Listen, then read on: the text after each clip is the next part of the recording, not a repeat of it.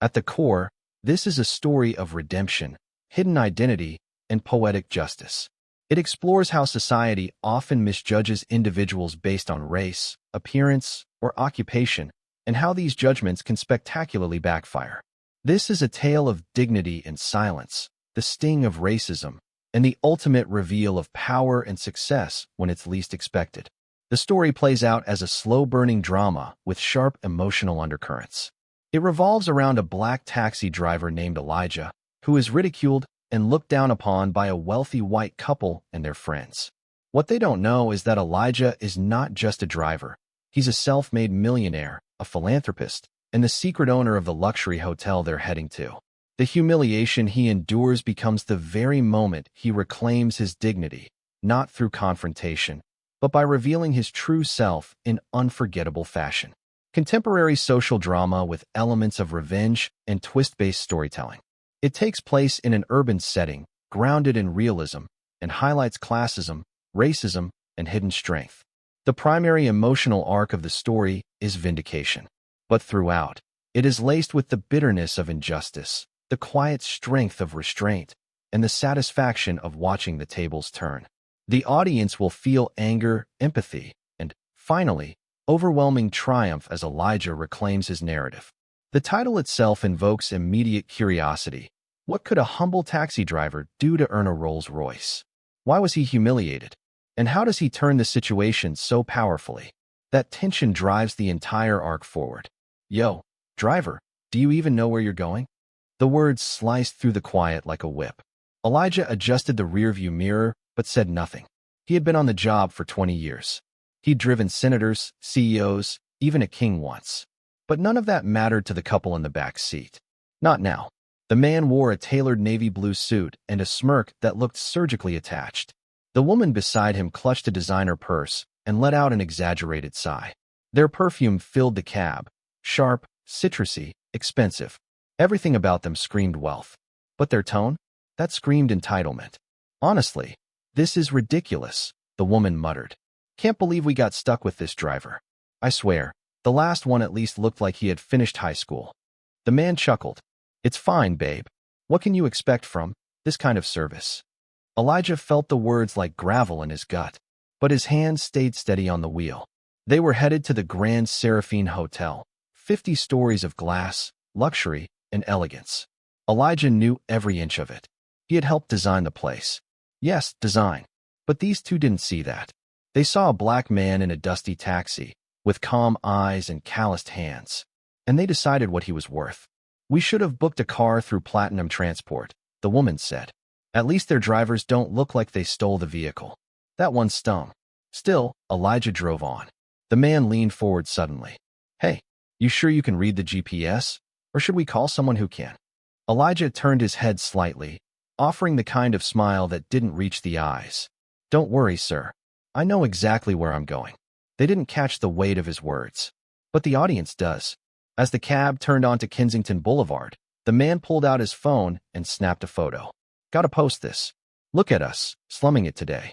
He turned the screen so his girlfriend could see. Elijah's profile was in the background. They laughed. The cab rolled to a smooth stop in front of the Grand Seraphine's main entrance.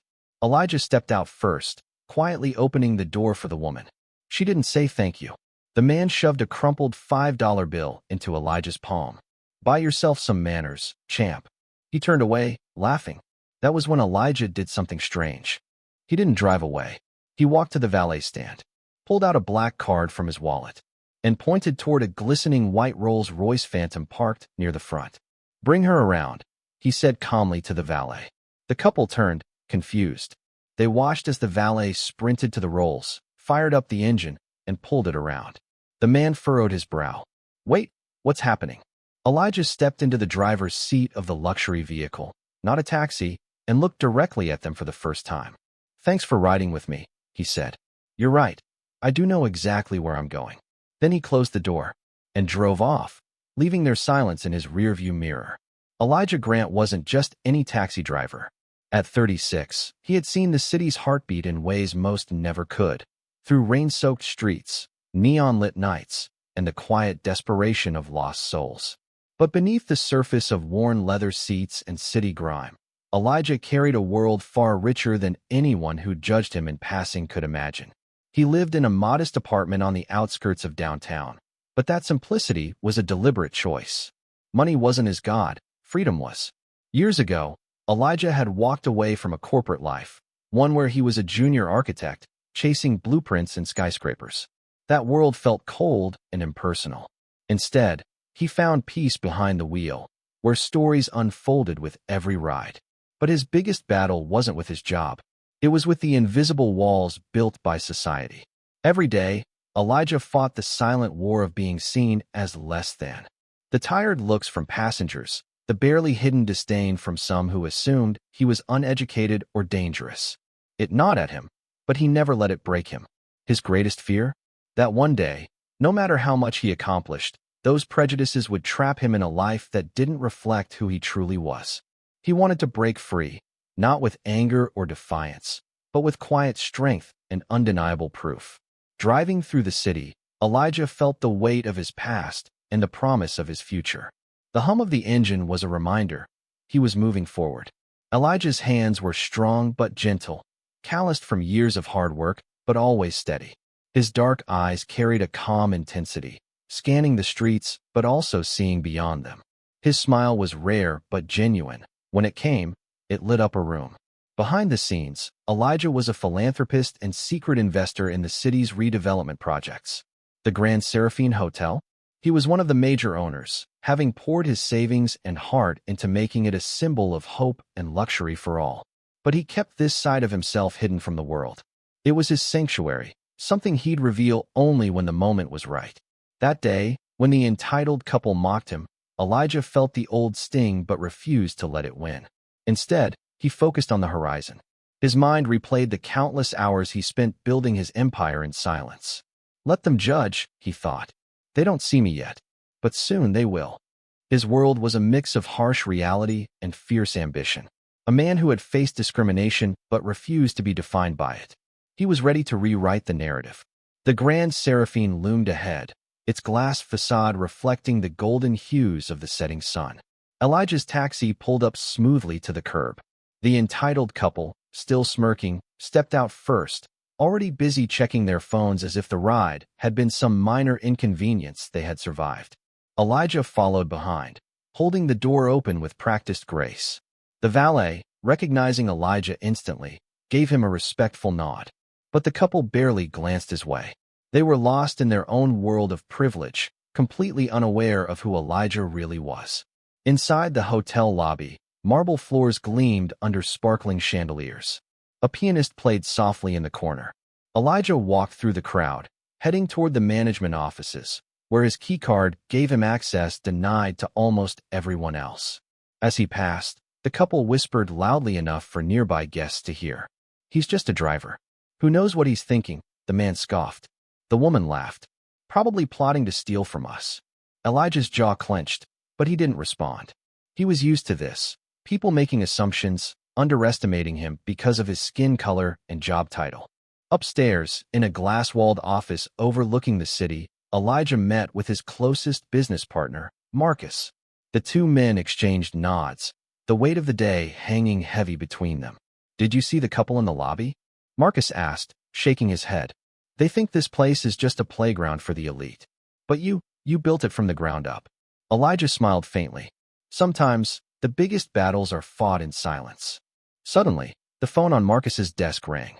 The voice on the other end was cold, clipped. "There's a problem," Marcus said, face tightening. "The city council's trying to push through a regulation that could force us to sell the hotel. They want to hand the land to a developer who's promised them kickbacks." Elijah's heart sank. The hotel wasn't just a building. It was a symbol of everything he had fought for: dignity, respect, and a place for people like him to thrive. He slammed his fist on the desk. "We're not letting that happen." Outside, the entitled couple finished their drinks at the hotel bar, still mocking the idea of a taxi driver owning this place. That's when Elijah made his choice. He would fight, not with rage, but with a plan. A plan that would expose the hypocrisy and greed of those who looked down on him. Because this was bigger than a single insult. It was about reclaiming power. And this time, no one would be able to ignore who Elijah Grant really was. Elijah's mind raced as he left the office, the city lights flickering like distant stars in the evening haze. The stakes were higher than ever. The city council's move threatened not just his hotel, but the very future of the community he had worked so hard to uplift. He had two choices: fight in the shadows, letting others handle the legal battles, or step into the light and challenge the system himself. Elijah wasn't a man who backed down, but this was uncharted territory. His first step was to gather allies, people who believed in justice beyond profit and prejudice. He called an emergency meeting with community leaders, activists, and a few trusted journalists who owed him favors from past discreet investments. In the dim back room of a local cafe, faces of hope and determination surrounded him. They shared stories of injustice, whispered rumors of corruption, and the slow erosion of neighborhoods once vibrant with life. Elijah listened, absorbing every detail. The resistance wasn't just about the hotel, it was about reclaiming their city. Word spread fast. The entitled couple's laughter echoed less loudly in the news headlines. Public opinion began to shift, the narrative rewriting itself to spotlight the fight of a humble taxi driver turned mogul. But the path was littered with obstacles. Legal threats flooded in, allies faced intimidation, and the hotel's financial stability wavered. Yet, every challenge only steeled Elijah's resolve. He worked late into the night, poring over documents, crafting speeches, and preparing for the battle ahead. The city was watching, waiting to see if this man, dismissed by many, could change the course of their future. Through it all, Elijah never lost sight of why he started: dignity, respect, and the promise of a better tomorrow for those who had been overlooked. As the sun rose, casting light over the skyline, Elijah knew one thing with certainty: the journey had only just begun. Weeks into the battle, Elijah sat alone in his office, the city skyline framed by floor-to-ceiling windows behind him. The fight had been grueling: court dates, media storms, and countless sleepless nights. Yet, despite all the pressure, he felt a strange unease creeping in. A late-night call shattered the quiet. "Elijah, you need to see this." Marcus's voice was tense, urgent. Minutes later, a folder appeared on Elijah's desk. Inside were documents, contracts, and emails, evidence of a conspiracy far deeper than he imagined. The city council wasn't just pushing for a new development. They were colluding with a rival business group intent on seizing control of Elijah's entire investment portfolio. The Grand Seraphine Hotel was just the first target. But the real shocker came next. One of Elijah's closest allies, someone he'd trusted implicitly, was involved. The betrayal cut deep. A trusted community leader had been feeding information to the opposition, undermining their efforts from within. Elijah's world spun. The fight was no longer just about property or pride. It was about survival, trust, and the very soul of the community he loved. His hands clenched into fists. The betrayal was a blow he hadn't anticipated, but it ignited a new fire within him. He would expose the traitor, dismantle the conspiracy, and reclaim what was rightfully his. But the cost would be higher than ever. The stakes were no longer business. They were personal. And Elijah realized this was the moment where everything could change or everything could be lost. Elijah sat in his dimly lit office, the city's pulse faintly beating outside the window. The weight of the betrayal pressed heavily on his shoulders. He had uncovered the mole, the person who had torn through the trust of their community and threatened everything Elijah had built. But the truth came with a cruel choice. The traitor wasn't just a community leader. He was Elijah's childhood friend, Malik. They had grown up together, dreamed together, and promised to uplift their neighborhood side by side. Malik's motives were tangled in desperation and fear, but the damage was undeniable. Elijah knew exposing Malik would destroy his life and reputation. But keeping the secret meant the conspiracy would continue to poison their fight, risking the hotel, their community, and the future. He weighed the options late into the night. Should he publicly reveal Malik's betrayal, risking the heartbreak and division it would cause, but potentially rally stronger support and bring justice? Or should he confront Malik privately, hoping to reclaim his friend's loyalty, while risking further sabotage if Malik refused? Elijah's hands trembled as memories flooded back, their childhood laughter, shared struggles, and promises.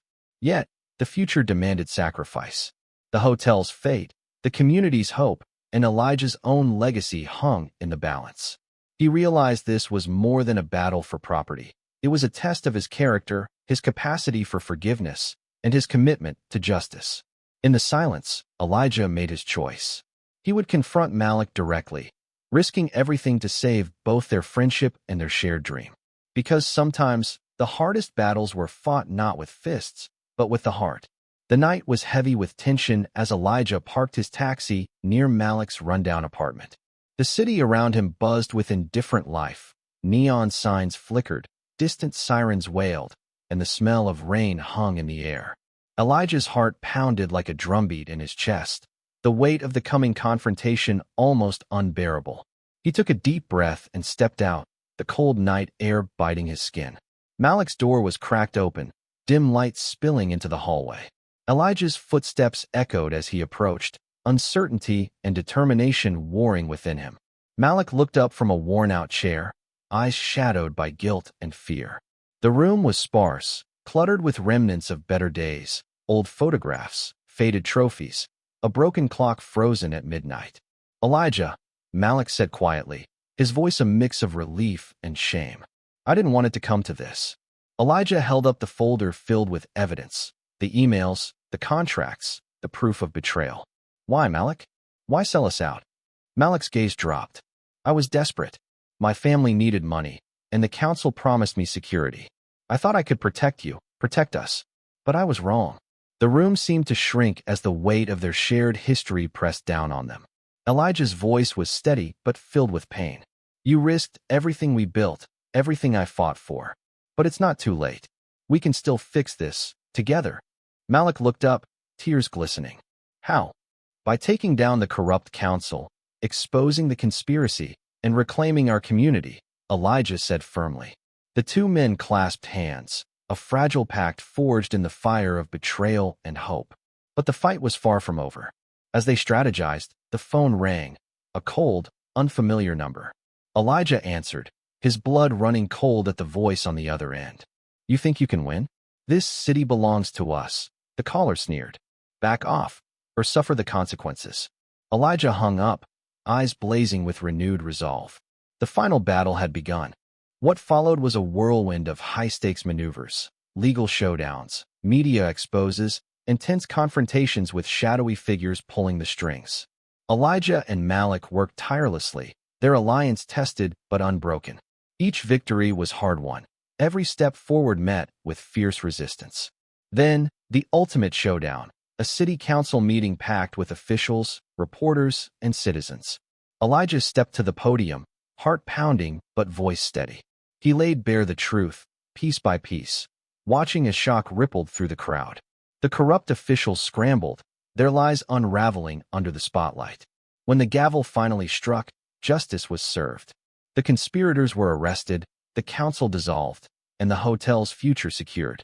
Exhausted but victorious, Elijah walked outside to find a sleek Rolls-Royce waiting. His taxi was gone. He smiled. The city had changed, and so had he. The dawn broke slowly over the city, painting the sky in hues of soft gold and gentle pink. Elijah stood by the window of his new office, overlooking the streets that had once seemed so hostile but now felt alive with possibility. The battle was over, but the echoes of what had transpired lingered deep within him. The Rolls-Royce gleamed beneath the morning sun, a symbol not just of success, but of transformation. Elijah's journey from a humble taxi driver to a respected leader was more than a story about wealth. It was a testament to resilience, integrity, and the power of never giving up. But with victory came reflection. The fight had cost him friendships, tested his spirit, and forced him to confront painful truths.